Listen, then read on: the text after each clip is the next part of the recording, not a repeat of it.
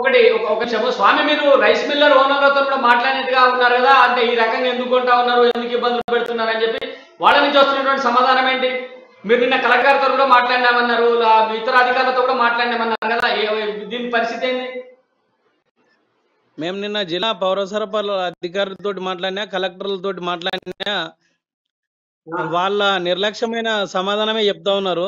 అంటే మేము ఐకేపీ సెంటర్లు ఏర్పాటు చేసినాం, రైతులు రాకపోతే మేమేం చేయలేమనే విధంగా అధికారులు చెప్తా ఉంటే, రైస్ మిల్లర్లు మాత్రం ఐకేపీ సెంటర్లు సక్రమంగా జరిగితే మా దగ్గరికి ఎందుకు వస్తారనే విషయాన్ని వాళ్ళు చెప్తా ఉన్నారు. అంటే ఐకేపీ సెంటర్లో కొనుగోలు లేట్ అవడంతో రైతులు ఆ ధాన్యం తడిసిపోతుందేమో, అక్కడ పట్టాలు లేవు, సరైన వసతులు కల్పించలేదు ఐకేపీ సెంటర్లో.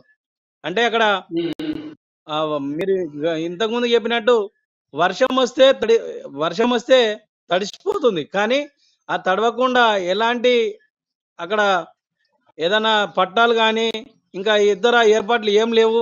తర్వాత జల్లి, ఈ తాళ్ళు తీసే జల్లి ఒక ఐకేపీ సెంటర్కి ఒకటే పెట్టడంతో అక్కడ అనేక మంది రైతులు వెయిట్ చేసి ఇంకా ప్రైవేటు మిల్లర్లకు అమ్ముకోవడమే గత్యంతరం లేక అక్కడ అమ్ముకోవడం జరుగుతోంది. ఎందుకంటే రైతు ఇష్టంతో అమ్ముకుంటలేడు, రైతు నష్టానికి.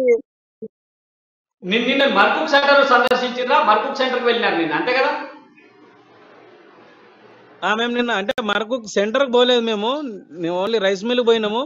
సెంటర్లో ఫోన్ చేసి వాళ్ళకి చెప్తే మేము అంటే అక్కడ మేము రైతులను కనుక్కుంటే రైతులే స్వయాన వాళ్ళు ఏం చేసిరంటే, అక్కడ ఉన్న మరకూక్ రైతులు కలెక్టర్కు వీడియోలు పెట్టిర్రు. అంటే ఇక్కడ ఒకటే జల్లి ఉంది, ఇక్కడ సరైన వసతులు లేవని, కానీ సమాధానం మాత్రం లేదు అక్కడ నుంచి. ఓకే బాబు గారు చెప్పు స్వామి, చెప్పేది చెప్తున్నా. ప్రభుత్వం ఒకవేళ రైతులకు అవగాహన కల్పించి ఐకేపీ సెంటర్లో మేము ఇంత రేటు పెడుతున్నాం, అవగాహన కల్పించి ఇక్కడ కొనాలి అని ఒకవేళ డిక్లేర్ చేసినప్పుడు రైతు ఖచ్చితంగా లాభాలకు అమ్ముకునేందుకు ఇష్టపడతాడు.